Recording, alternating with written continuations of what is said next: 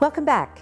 Today we're going to talk about spending. Now, Pennsylvania, we have a balanced budget constitutional requirement. So when the state passes a budget, by constitution, it's supposed to be balanced.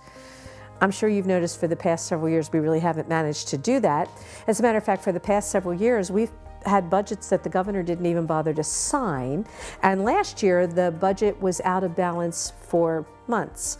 The year before that we had no budget, and so school districts and many public facilities had no funding because the state couldn't seem to figure out how to balance the budget to come up with a plan to pay the bills, and so the local communities wound up having to borrow money and then pay interest because the state didn't do its job. So the state really does need to be accountable for creating a balanced budget, which first of all should be based on realistic projections of revenue and expenses. Like, let's look at last year's revenue and make that the basis for what we're going to say is next year's revenue, instead of coming up with a pie in the sky number. Every budget item should be listed. You don't get to take things off budget and say, oh, look, we're just not going to count that. We'll pretend that's not there, and that way we can balance the budget. And funds that are allocated for a specific purpose should be used for that purpose. Let me give you an example. In 2013, we passed the gas tax, which makes us the highest gas tax rate in the nation. And all of those funds were supposed to go for transportation, except they didn't. They went to the state police.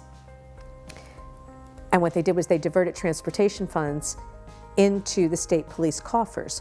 Why? Because local municipalities were closing their police departments and then filling in with state police to make sure that the citizens were protected.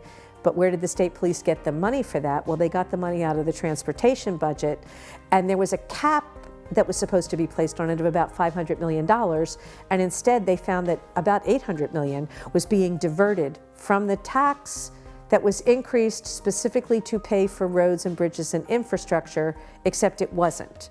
It was going to pay the state police budget, which was there because local municipalities had closed police departments and the state was filling in the gap. That actually doesn't seem very responsible, does it? See, when you budget, or I budget, we actually list our real expenses.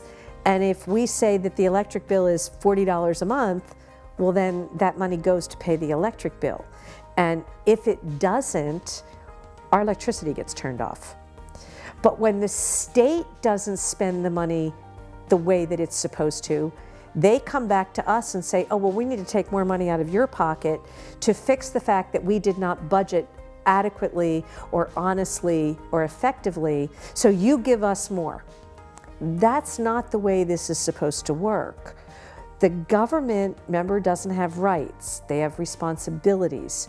So they need to clearly list spending so we know how much is being spent in what areas so that we can hold them accountable. So every asset listed, every tax listed, every spending item listed. That's actual transparency. And those are things that we can do if we have an advocate in Harrisburg who is willing to stand up and fight for them. That would be me. See you tomorrow.